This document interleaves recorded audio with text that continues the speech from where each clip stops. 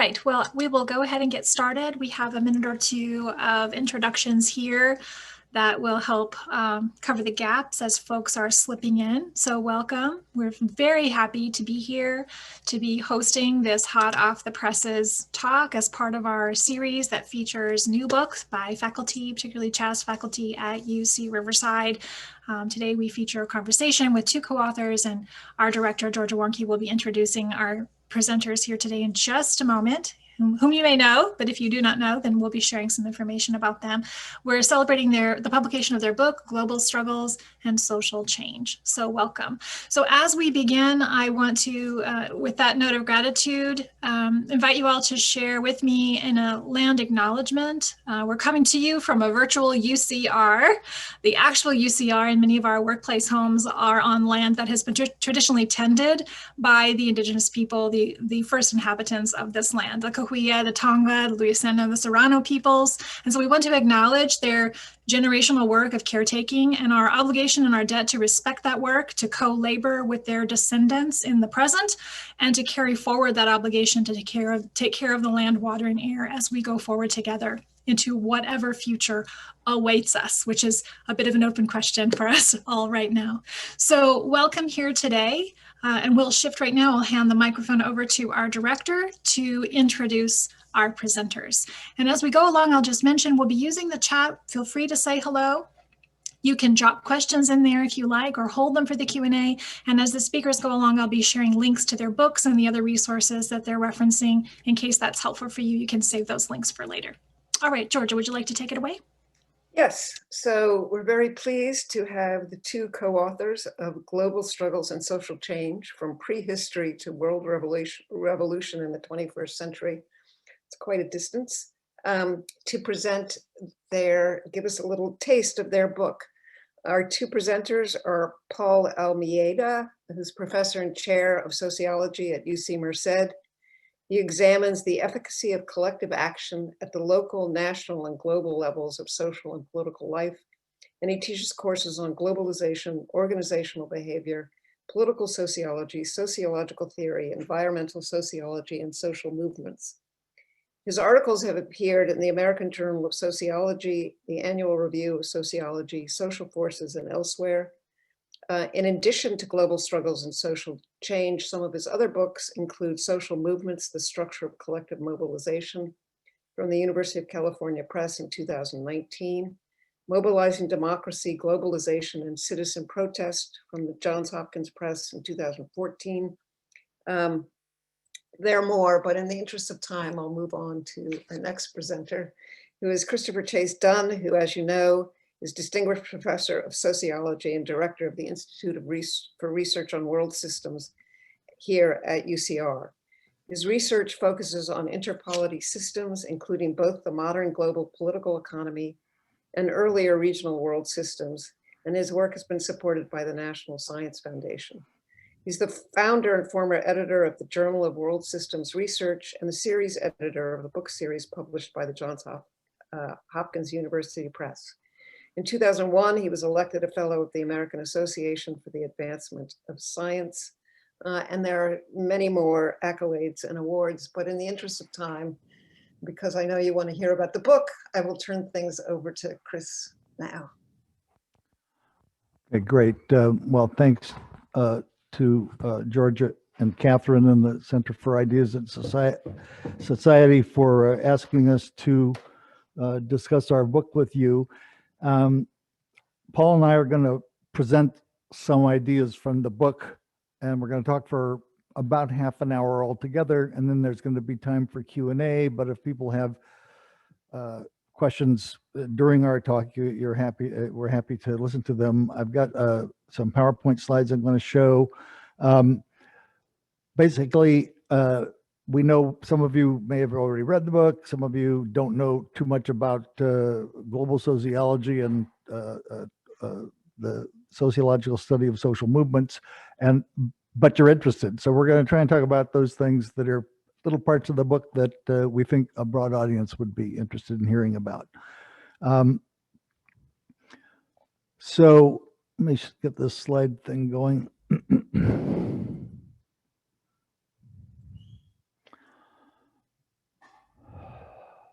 By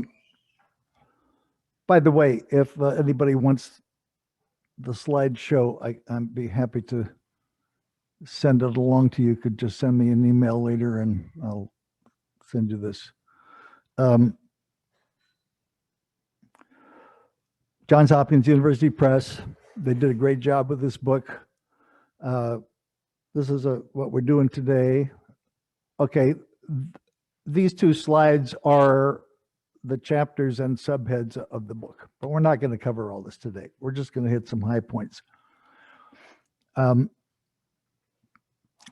Okay, the first chapter, okay, I got to say a few things to sort of get your head around what it is we're doing here.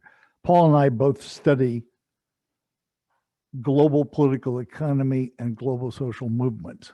So the unit of analysis is the whole modern world system, which is now all the people on Earth. And we're sociologists who are studying social movements that occur. We wrote a whole article about transnational social movements. And so when you look at social movements now, you see that individual countries, the movements influence each other and are often connected through international organizations and by means of international communication and so on. And there are global actors who are parts of global civil society and are interacting with one another. But the other thing that Paul is an expert on especially Central America and transnational social movements in Central America in the last few decades. And his dissertation was about that, and he's written a lot about that. And he's going to talk about the chapters of the book that are about that topic. So we're very interested in Latin America and what's going on there. I'm sort of an honorary Latin Americanist too. But the real unit of analysis of the book is the whole global system. And we use the idea of the geopolitics, which is basically the political aspects of global culture. Okay. However, this first chapter basically takes the main ideas of social movement studies as it has emerged in sociology and thinks about sociocultural evolution, the evolution of human societies over the last 100,000 years, and what is the relevance of understanding social movements and collective behavior for that, which is related to what's happening lately, but it's really looking at social change over a very long period of time. And the big argument here is that social movements have always been important in social change since the Stone Age, okay? And this is not something that most of the people in sociology who study social movements are very aware of. So we're trying to make them more aware about that in the first chapter of the book. And there's a discussion of, I happen to be somebody who writes a lot about California Indians. I wrote a whole book about a small world system in Northern California. And I'm very interested in what was going on in Southern California.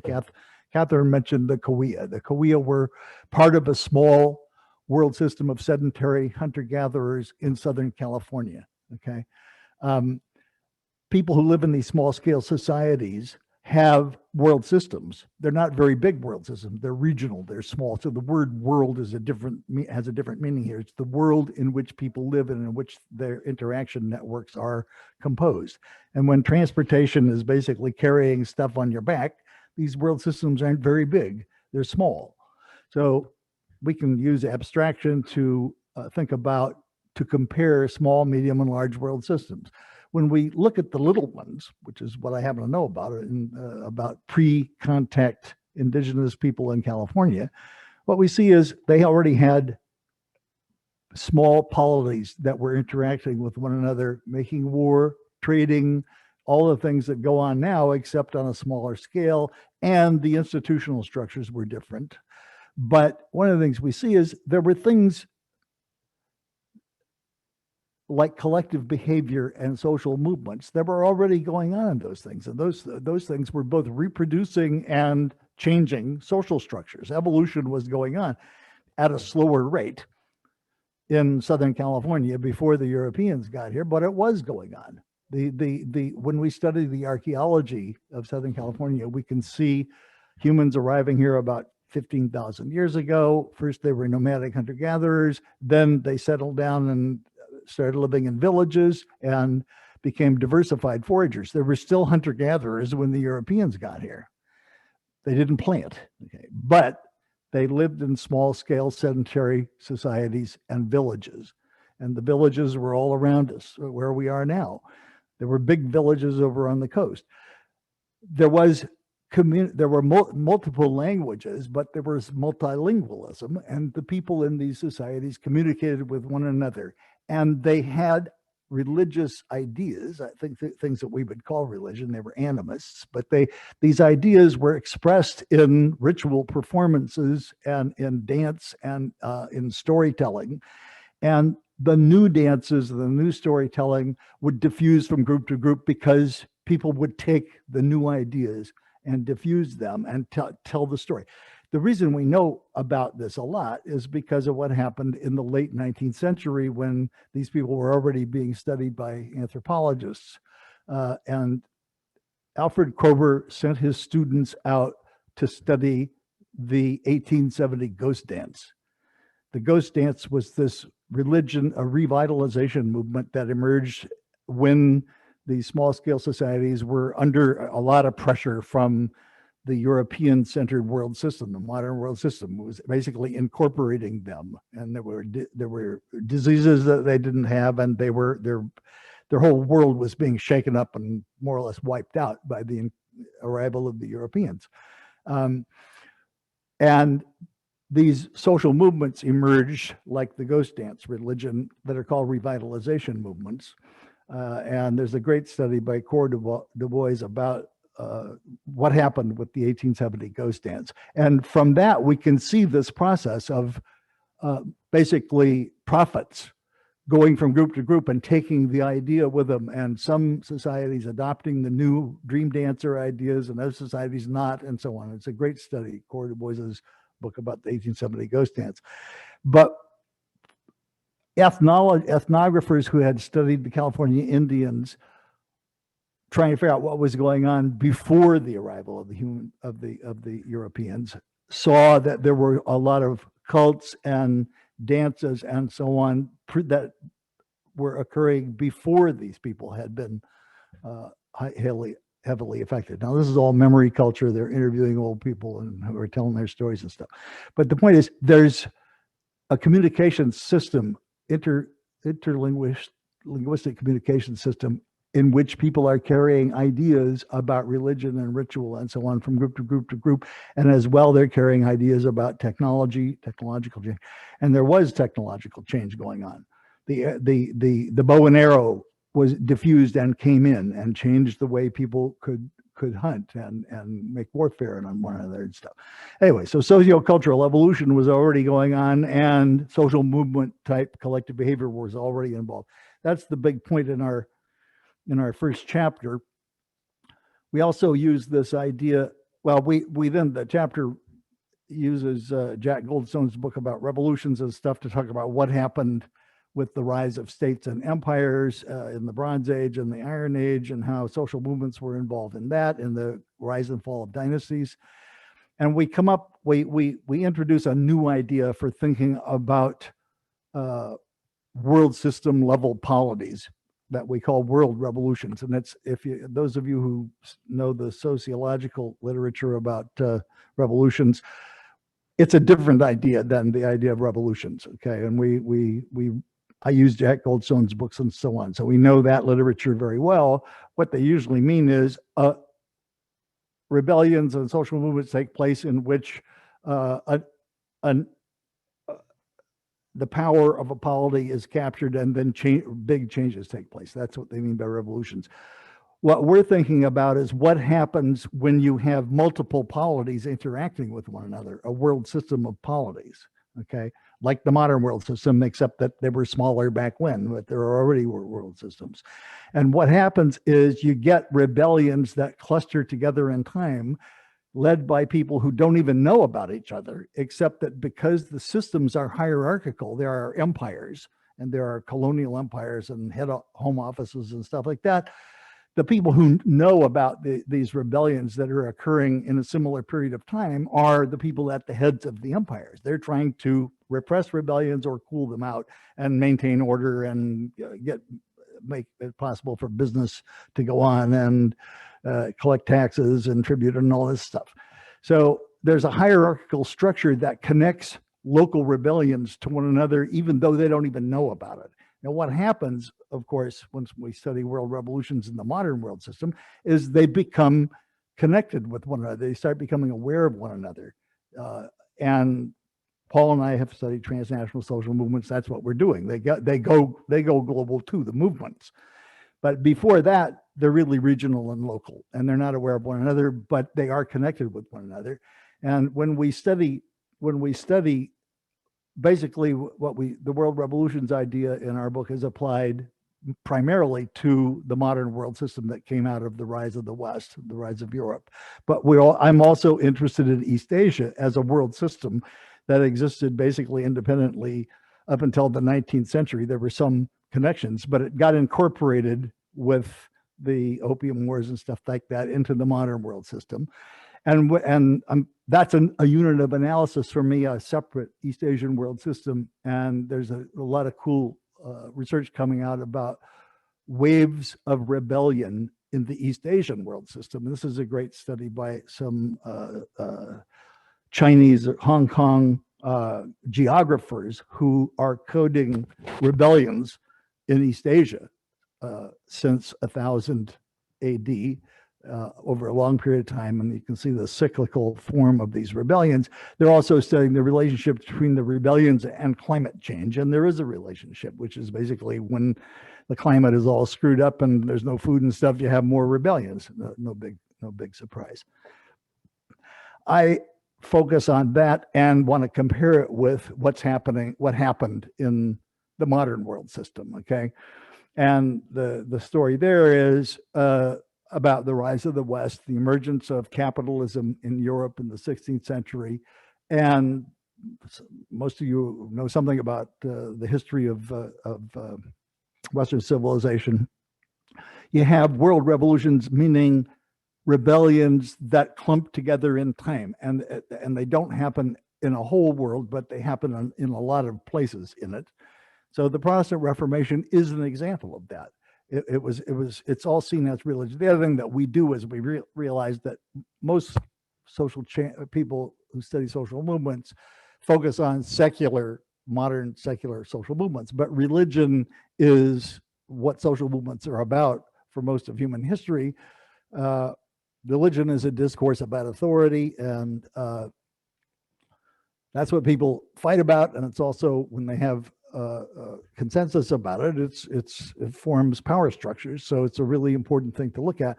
The Protestant Reformation was a really important transformative set of rebellions that had a huge effect on polities in the West.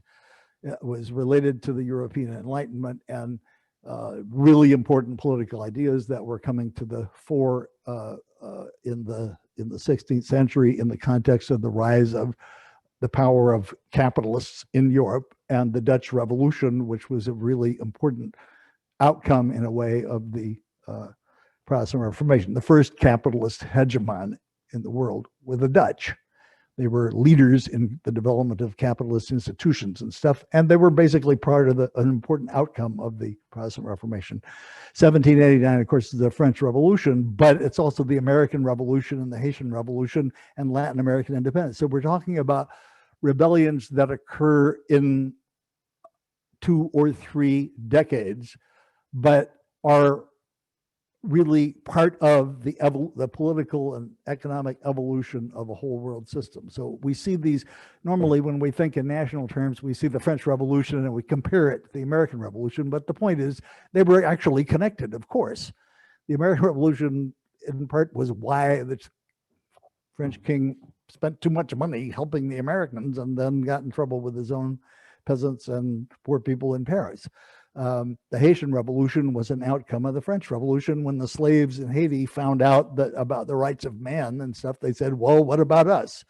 And Latin American independence was not separate from these things. It was something that was the same ideas were happening, and actually there were lots of connections. The Haitian, the new independent slave government of Haiti protected Simon Bolivar. He got expelled for being a revolutionary, and they took him in and provided resources for him and so on. So this was a set of complex events. World revolutions are complex events that are a little bit different everywhere, but they're linked to with one another directly and indirectly through ideas and through the development of institutions and economies and so on. 1848 was the middle of the 19th century. It was basically a continuation of the rise of democracy and the ideas of the French Revolution. The French Revolution also sort of structured the ideological aspects of global politics, and we're still living with the structure that came out of it. The centrist liberalism and the global left and the global right. Paul and I are also writing about that in later chapters. 1917 is the Chinese, Mexican, and Russian revolutions and the rise of 20th century fascism. So world revolutions aren't just the good guys, they're the bad guys too, and they're part of it. And the right and the left interact with one another and affect one another. They steal ideas from each other. 20th century fascism, in part, was using the challenges created by the left as a whipping boy for taking power in Italy and in Germany and in other places where 20th century fascism emerged. 1954 is the last wave of decolonization of the European colonies declaring independence. There was an earlier wave, and I forgot to mention it, but, oh no, I did mention it, Latin American independence. 1968 is basically a bunch of different movements that all are happening at the same time and that are, affecting world politics, even though they don't happen everywhere, but they happen in a lot of places, and connections exist that most people who study countries one at a time or cities one at a time never see. Okay, there were Red Guards in San Francisco. Yeah, they were allied with the Black Panthers in Northern California. Okay, it was a youth rebellion, a student rebellion, and all these other things that were going on at the same time. The civil rights movement, the anti-war movement, all this stuff. This was 1968, but I was in Berkeley in 1964. So 1968 was 1964 in Berkeley. It was the so-called free speech movement. 1989 was the fall of communism, but it was a bunch of other things too. It was part of the emergence of neoliberal global capitalism and so on. And we're also involved in a world revolution now. And it got going a little bit in the last part of the 20th century and has been ramping up and is still going on in the decade since then. We did research and surveys at the World Social Forum. I'm going to tell you about that in a minute. How am I doing on time? Not so good. All right, Paul is going to tell you about resistance to neoliberalism in the global north and the global south. Paul? Hi, thanks, Chris. Thanks, everyone, for coming out today. And thanks, Georgia and Catherine, for organizing the event. I was actually a fellow as a grad student in the Center for Ideas in Society, so it's nice to virtually be back in Riverside. In our chapter 3 of the book, we look at protests and social movements against neoliberal policies. And so we try to make a few contributions here. So this is another cluster of rebellions Chris was talking about, the rebellions against neoliberalism in the late 20th and early 21st centuries. So we have one set of data we collected on major austerity protest events, like large-scale events of at least 100,000 people, or it was nationally organized against neoliberalism. So one place we want to make a contribution is just defining neoliberalism, because the term often gets thrown around in a variety of contexts. And we were looking at particularly economic policies of free trade, privatization, austerity, subsidy cuts to the welfare state. So 4 or 5 of those big economic policies driving protest around the world. So it is a type of grievance or threat that acts on the global scale, which was a nice fit for what we're up to in this book. So we collected data from 1970 through the first half of 2019. And so this is a graph right from the book, and you can see the first major outbreaks are in the 1970s. They actually don't really occur. I think the first one is actually in 1975. So it really is the beginning of the neoliberal period of the resistance to it, taking it back to the late 70s. And for younger generations, you don't quite, might not have that historical background of like when neoliberalism really gets off the ground, the first 1970s recession, and changes to the banking structure of the United States and Britain. And then you have Europe kind of leading in the early days until the structural adjustment hits in the 80s. So Latin America takes off as a major region of structural adjustment protests, the massive protests throughout Latin America, documented by others such as Walton and his colleagues. And then you see Africa on the rise in the 1990s and 2000s fighting structural adjustment. And then you get a huge uptick in Europe following the Great Recession of 2008, 2009. Another really nice graph or map we have in chapter 2 is where structural adjustment occurs around the world. And we found it, largely in the global South, where the IMF and World Bank actually imposed their policy. So I think on average between 1981 and 2008, like the average was for a country in the global South to be under structural adjustment for at least 5 years. So that's driving a lot of the anti-neoliberal protests in the global South are the structural adjustment policies. And then in the global North, it's usually coming out of the recessions. So that's an interesting trend. And our data only went to the first half of 2019. We didn't even capture the massive outburst right before the pandemic in late 2019. There's another just wave of huge austerity protests from Chile, which many of you are familiar with in October, Ecuador, Colombia, Iraq, Iran, Lebanon. So there were massive waves of austerity we didn't even capture in this graph. And now we're looking at the world's, what some are calling the world's largest social movement, the farmers' protest going on in India against the cutting of those farm subsidies and those guaranteed markets and purchases for rural producers in India. If people have been following the case in India, it's like in its 4th or 5th month now, and the roadblocks are occurring all across the country, and it looks very much like this earlier wave. So it looks like we're still in for more resistance as we go into the or go into the 2020s. Neoliberalism is still here, even with the pandemic. And a couple other things we did in this chapter. We really focused on, throughout the book, and Chris didn't talk about this too much at the beginning, just to move on time, but, in our intro chapter, we kind of lay out the theory of global threats and disruptions and infrastructures to resist.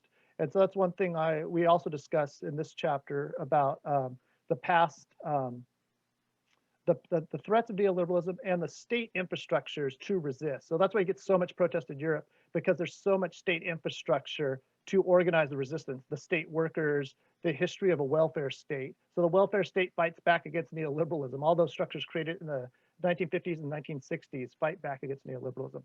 And then our next big chapter is on climate change, in chapter 3, probably the largest transnational movement arguably today.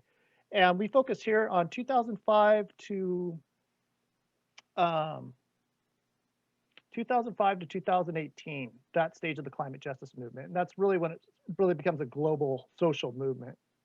And one trend we found, we have a couple of tables showing that the movement really does spread around the globe. It's like in the early days, 2005, 2006, most of the global actions the majority of global actions are occurring in the global North, but already by 2008, 2009, the movement has spread through all parts of the world. And we take it to 2018, before the rise of the Fridays for Future movement that Greta Thunberg helped mobilize in the last couple of years, which has really grown the movement even beyond where we stopped collecting data. And we looked again at the state infrastructure. We looked at past mobilizations as the infrastructure to fight back against the threat of global warming. So we found that the globalization movement, the other world revolutions, earlier clusters of protest against for global justice and anti-war were associated with climate justice protests. So that globalization infrastructure created in the late 90s, early 2000s helped the global climate justice movement to carry out the protest on a global scale. And I think it's one of the first, studies to provide some of the global level data on the resistance to climate change. And it looks like it's going to be a critical issue going forward to understand how we can mobilize and do something to try to turn things back. So I'll turn it back over to Chris. Thank you.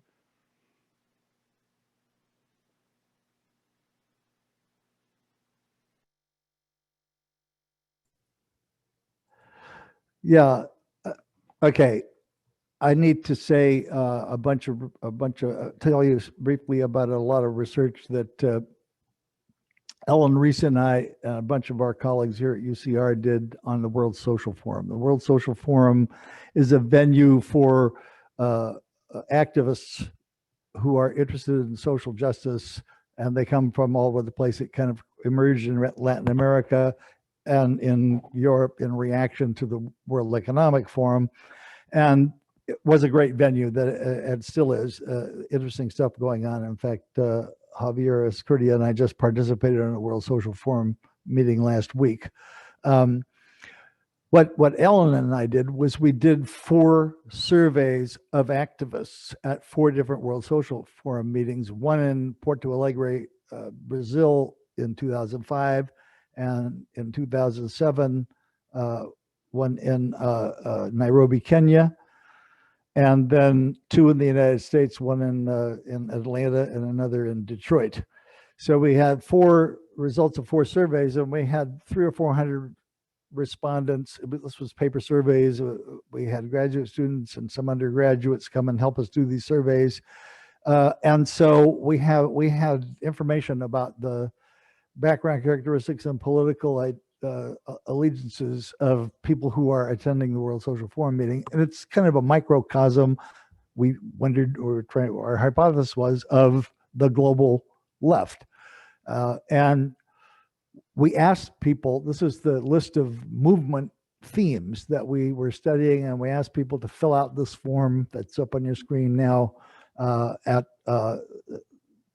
It started with a somewhat shorter list at the first one in Porto Alegre, and then this is the list we finally ended up with. And this asks people, which of these movement themes do you strongly identify with, and which are you actively involved with? And we analyzed the results of these survey research, and we found out a bunch of really interesting things. Like, people take the distinction between strongly identify and actively involved seriously. There's only about half as many people who check actively involved. Uh-oh. Running out of time here. Okay. Anyway, we did quickly. Wait.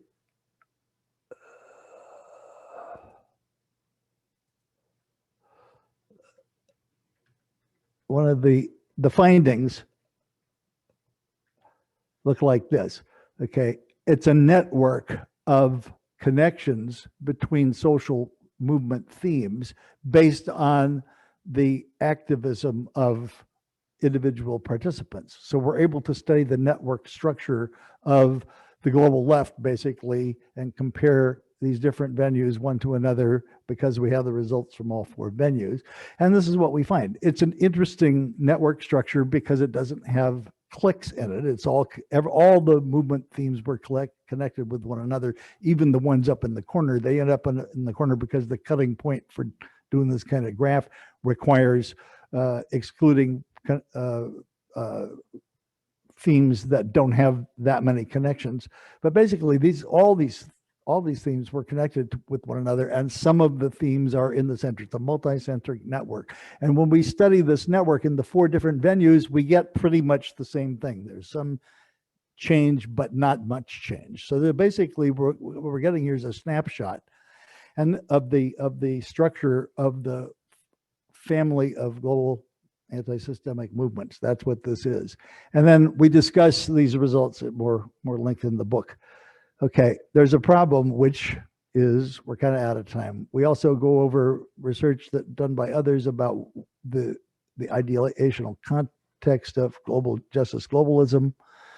We have a whole chapter on the new global right, which is a hot topic. The International Sociological Association just announced that the theme of the World Congress of Sociology in Australia in 2022 is going to be this. Okay, what's going on with the global right? And we report the results of a comparison between what's been happening lately and what happened in the 20th century in that chapter. And then the big political punchline in the book is about the global left needs a more capacious organizational structure, that we need to overcome the culture of the global left as it was established in the World Revolution of 1968 about horizontalism, and create effective organizations that are democratic and represent, allow people to do different kinds of things on a local scale, but also allow them to cooperate with one another and be coordinated so that we can have consequences for politics in the world system. Okay, I am out of time.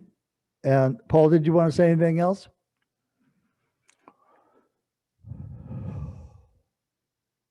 Uh-oh. Just concluding, yeah, that finding on the World Social Forums is really interesting in terms of the centralness of the environmental movement, and thinking about our conclusionary chapter of how you build the rainbow coalition of bringing multiple groups together. Yeah. There's a lot of things in the book I didn't have a chance to talk about, but I'll be happy to discuss those things with people if you read the book and want to know more. So we have time for Catherine. Are you there? I'm here. Okay. Are you going to run the Q&A or Georgia?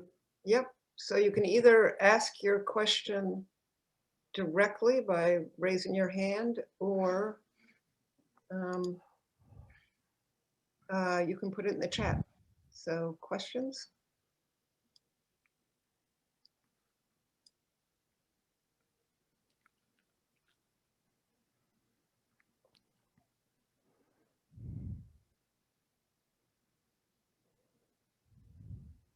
Oh, I have a question.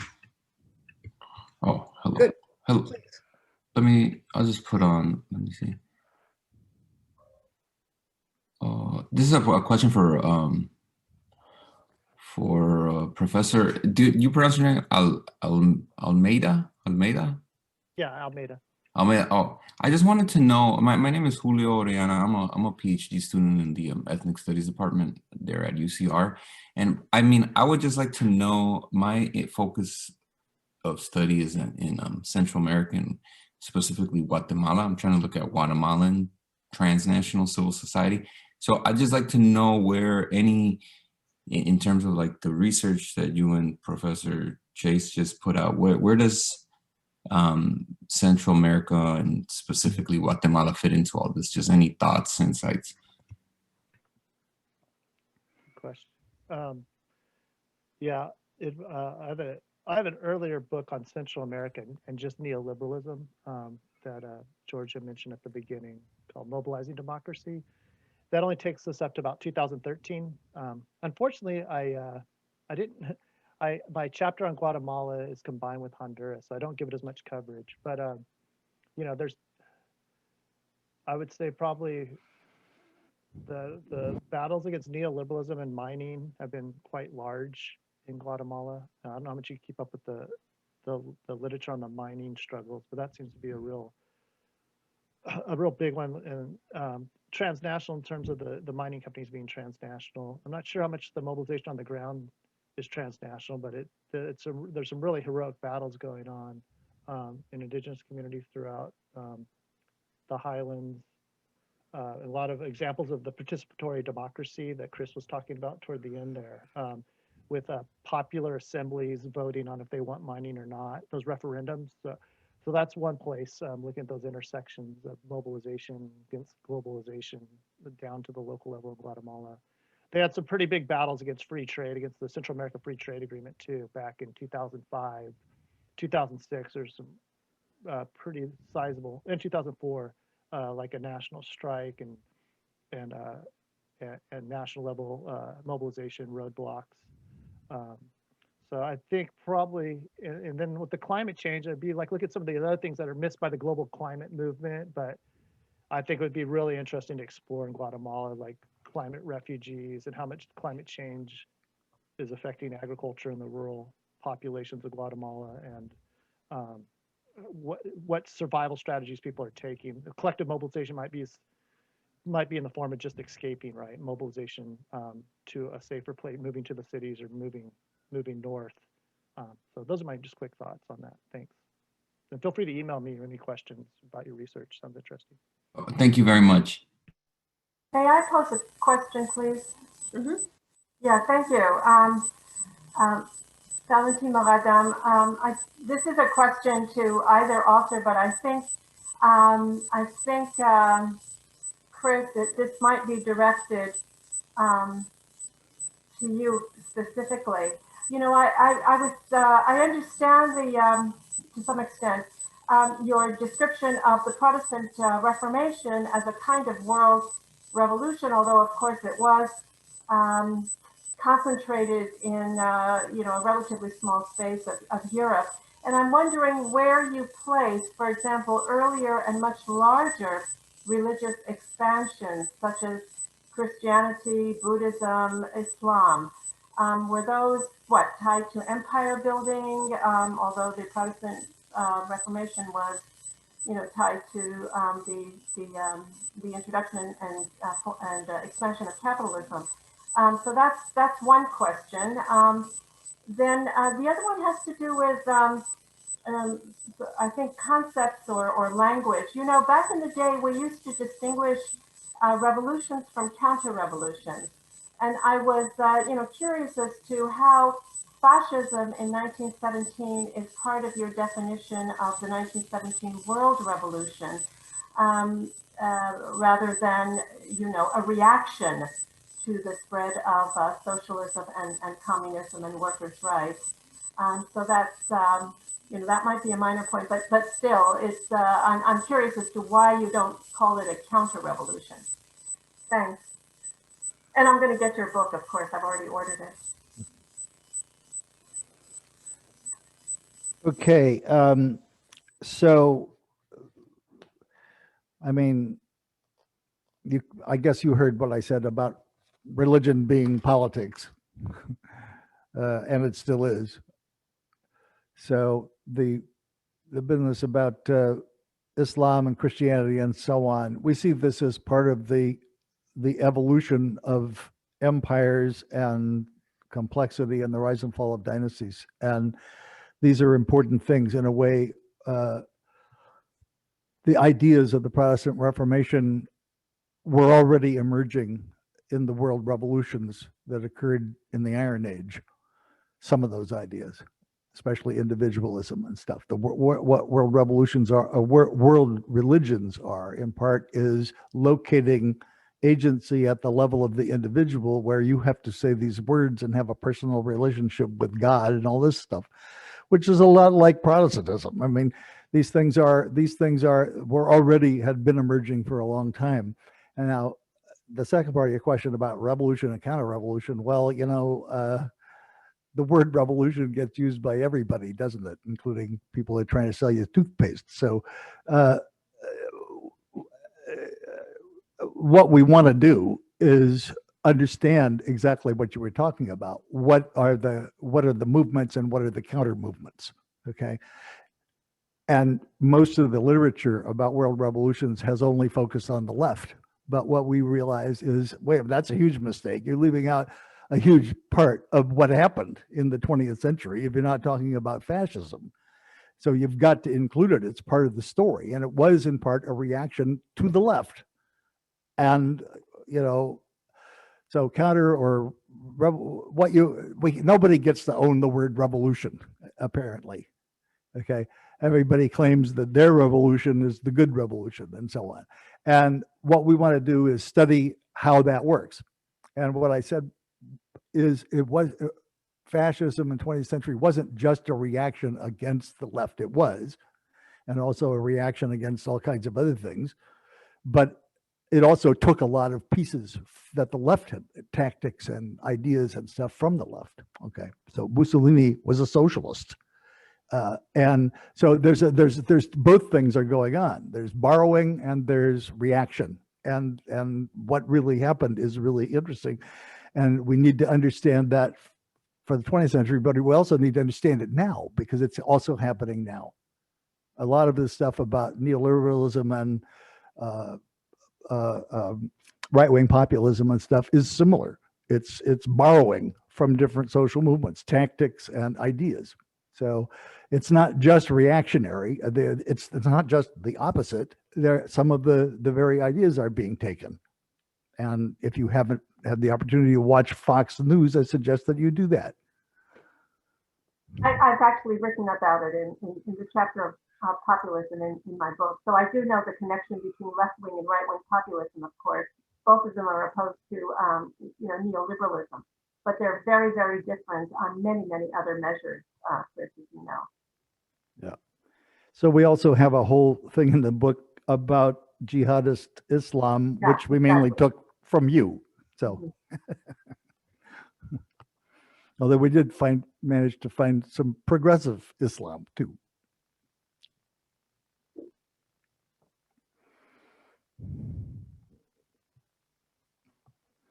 Great, thanks. Other questions?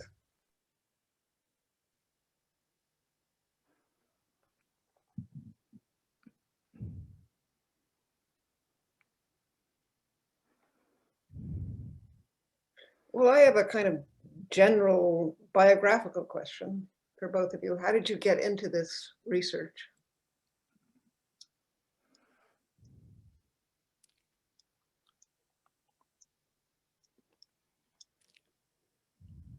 Paul? My story is too long, so Paul's story is quick, shorter. okay. Yeah. So my bigger contributions to the book were the chapter on neoliberalism and the chapter on climate change, a bit on the intro and a bit on the conclusion. Yeah, for me, it all started at UCR. I was a graduate student in sociology, and that's where I got my interest in social movements. Working, I think Chris arrived pretty late in my grad school career, but I had another mentor, Linda Stearns, and so she got me into social movements to start working on the environmental movement. Kind of left that behind for a while, and so I've been working on the climate movement for the last 5 or 6 years to get back into environmental sociology. And then my other big project has been on the last 20 years, probably looking at neoliberalism. I started my career studying El Salvador. That was my dissertation. And I noticed that I was studying El Salvador in the 1960s and 70s, the historical sociologists, trying to understand why the Civil War broke out, what radicalized El Salvador. And as I was collecting data in the 1990s and the early 2000s, other protests were breaking out against neoliberalism as I was collecting data on the old movements.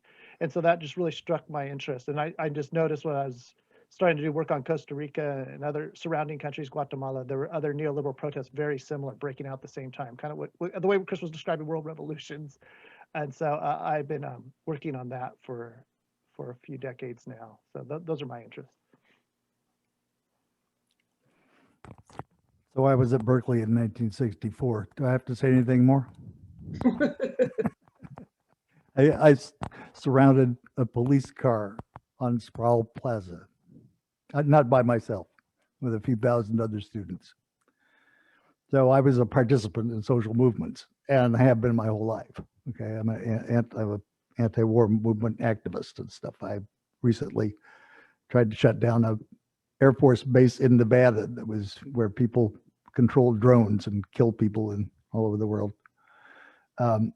But I'm also a social scientist at the same time. So I'm not just a movement participant. I do what social scientists do. I participate in observation, and I use all kinds of sociological methods to study social movements and human sociocultural evolution. So it's the combination of those two things that are going on in this book. We're using survey research to study social movements. And we understand that these are different games. Politics is an art form of one kind, and social science is a different kind of game, but we are doing both of them, and we do both of them a lot, and we try not to confuse them too much, but there are overlaps. We're doing what we call global public social science that is intended at least to actually help the progressive movements that we're studying. And that's where I kind of ended up with this idea about a global political party, basically, of the left. So we're critiquing the global left and saying, hey, some mistakes were made regarding the culture of the left in the 60s, and we need to overcome those mistakes. Otherwise, we're going to be irrelevant. And so we have a whole idea in the book about that. And I mentioned that I've also been working on that more lately. We participated in a World Social Forum Zoom meeting about a week ago, my colleague Javier Escurdia and I, and we're working on the idea of trying to create a structure of a global political party network that makes the anarchists and the individualists happy. So it's not Leninism. It's something new that we call diagonalism, okay? And, you know, this is a tricky business. This is really politics. It's not social science at all, right? Because what you're trying to do is resolve contradictions that exist within the movement, and we see as things that are in the way of becoming effective in world politics, basically. So this is it's not what I usually do. And it's not my best suit here. I usually just do social science and try to do a good job at it. Trying to design a global political party is a different kind of job, but I figure I can do that. I don't have to only do one thing, do I? You do more than one thing.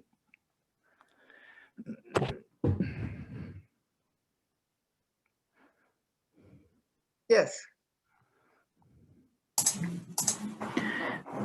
I'd like to ask one question. First of all, I'd like to thank both the guest speakers for your wonderful talk. And my question actually is related to an earlier question. Dr. Chase-Dunn mentioned in recent years, for example, the populist movement on the right actually borrowed a lot of techniques and ideas from the left. So my question is, in our contemporary world, how do you perceive the similarities and the differences between the social movements on the left and the social movements on the right? Thank you. Well, okay. Paul, do you want to try that, or shall I?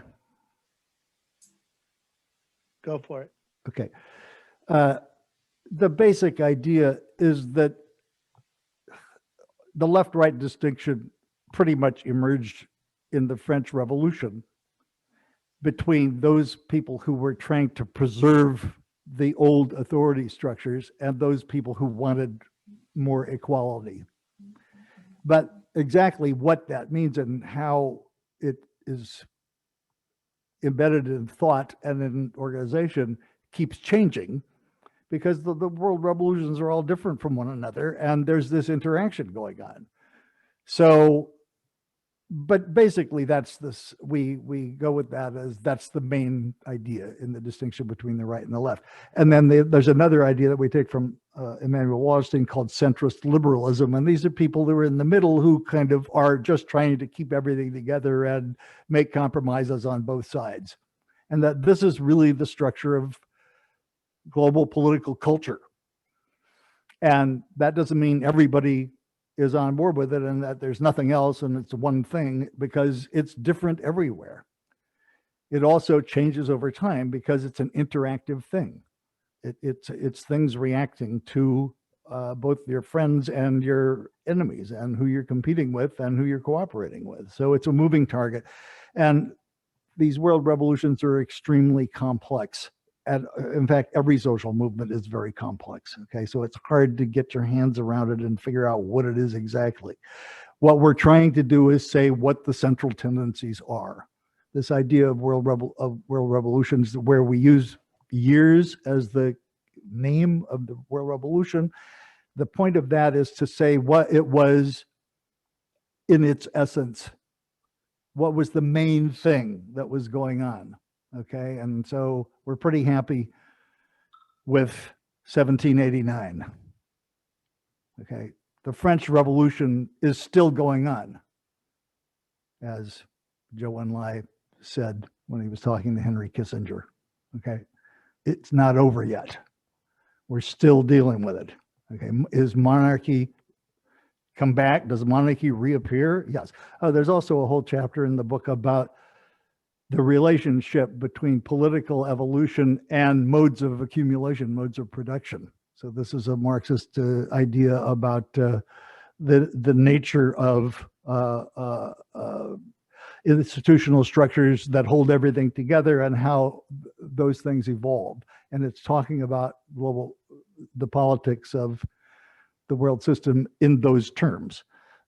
It's pretty way out there, but we did include a couple of pages in the book about that. That's really the big question, okay? And we're not inevitabilists and all that kind of stuff. It's a particular kind of world system Marxism that we're doing here. It's cultural, okay? It's not just about the economy and the polity and stuff. We're Gramscians, okay? We basically see the job of the left is to construct a new humanist civilization. And it's not just about getting the economics right and the politics and stuff, but that's part of it. But it's more than that even. It's about the meaning of life and how the humans are going to understand each other and take care of each other or not. So that's the project, and it's a political project. Okay, we don't deny that.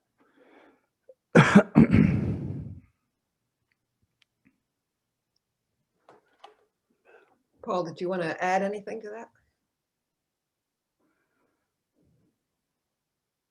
No, I'm fine. There's time for another question.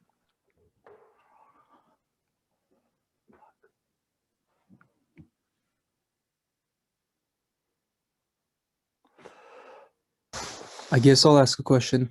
So, considering the network of the relationship between the different global movements, so I guess it would be easier if I could just see a rank order of them. But apart from the environmentalist movement, which was the most central, as that's what I gathered from what you were saying, what other movements should this global party be built upon? Like, which ones are the main, the main ones?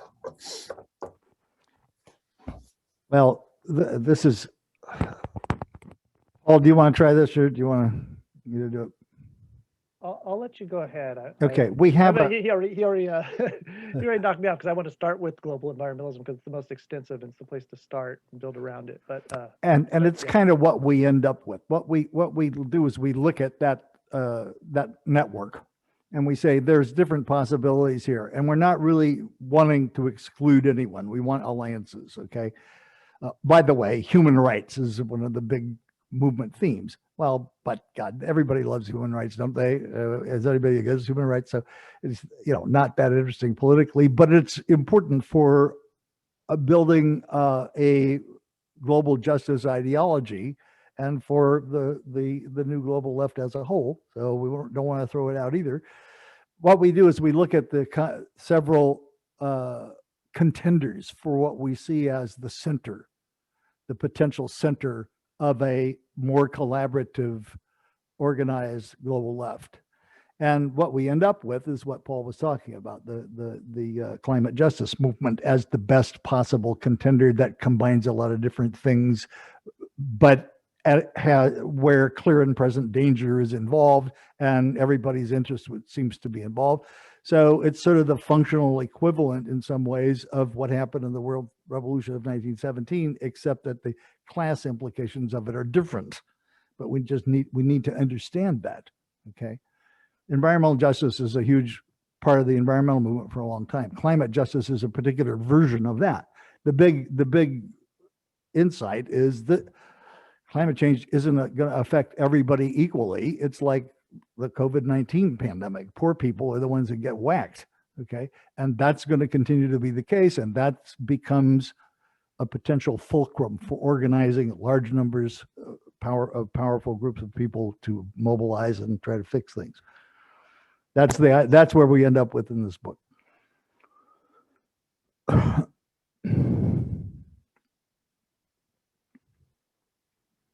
We're past the hour. Final thoughts?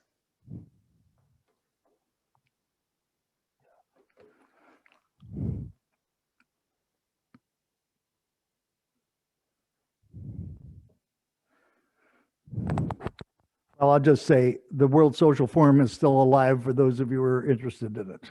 You know, it's online like everything else these days, but they're doing things. So don't count the World Social Forum out yet. It's happening. Yeah, I'd just say that, you know, the climate justice movement, even though we find it central and argue that it's much more problematic, and, you know, using the term versus really figuring out how to incorporate justice into battling climate change and so many of the other global level problems discussed in the book. And I think that will be the real challenge, like how we bring in the big coalition and for the climate movement to stay focused on the justice issue, because it's so easy just to focus on the technocratic part of carbon capture and other parts of trying to reduce greenhouse gases without bringing that justice component in. So I think that's going to be a big challenge for building the coalition. Yeah. There's a new discourse about the global Green New Deal. And this is kind of what we've been thinking about and talking about. So pay attention to that. Great. Well, thank you both so much. This has been eye-opening, interesting. And thank you all for coming. Catherine, do you have any last thoughts? Well, thank you all. And we hope to see you back here for future book talks. Thank you. Thanks, Catherine. Thanks, Georgia. Thank you.